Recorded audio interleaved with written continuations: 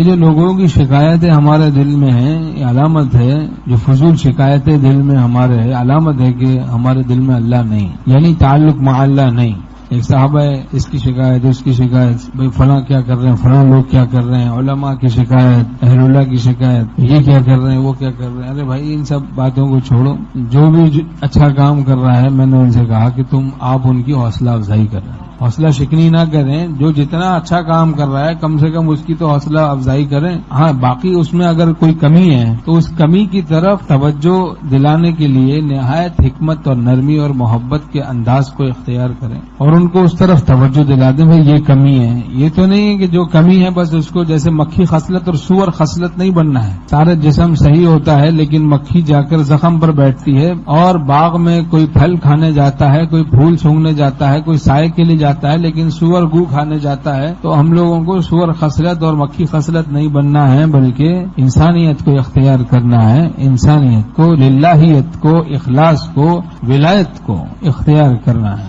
ہر کسی کی شکایت یہ کیا کر رہا ہے وہ کیا کر رہا ہے، بھائی تو کیا کر رہا ہے۔ پھر ہم نے ایک بات بتائی ان کو، ہم نے کہا دیکھیں کتے کو تو کوئی حرام سمجھے کہ ہاں بھائی یہ تو کھانا حرام ہے لیکن سور کو حلال سمجھ رہا ہے، یا سور کو حرام سمجھ رہا ہے لیکن کوے کو وہ حلال سمجھ رہا ہے، اور ایسے کسی حرام جانور کو، گدھے کو وہ حلال سمجھ رہا ہے۔ تو اب کہیں گے کہ بھائی عجیب ہے، تو جتنے حرام میں سب سے بچنا ہے نا۔ میں نے کہا اگر فلاں خدام دین کی خدمت کر رہے ہیں لیکن ان میں کوئی کسر کمی ہے، چلو بھائی وہ کمی ہے وہ گناہ ہے، تو آپ جو ہے تکبر میں مبتلا ہیں تو وہ بھی تو حرام ہے، دوسروں کو حقیر سمجھ رہے ہیں وہ بھی تو حرام ہے۔ تو اپنے گناہ سے نفرت کم ہوتی ہے آدمی کو، تو اپنے گناہوں سے نفرت کم ہوتی ہے۔ اسی طریقے سے حضرت تھانوی رحمۃ اللہ یہ بات فرماتا ہے، تو اپنے گناہوں سے بھی نفرت زیادہ کرنی ہے۔ نامناسب ہے اے دل ناداں کوئی جزامی ہنسے زکامی پر، جزام یعنی کوڑ، کوئی کوڑی ہنسے زکامی پر، کتنی عجیب بات ہے۔ تو اپنے مرض کو جزام سمجھنا ہے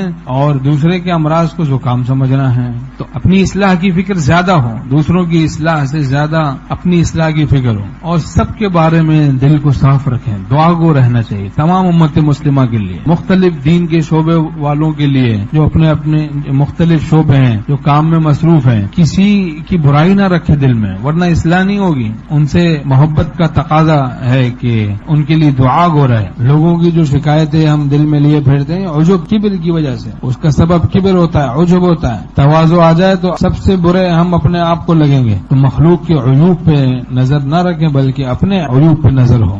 جب اپنے عیوب پہ نظر ہوگی تو پھر سب اچھے لگیں گے۔ بھائی سب کے لیے ہم دعاؤں کا اہتمام بھی کریں گے۔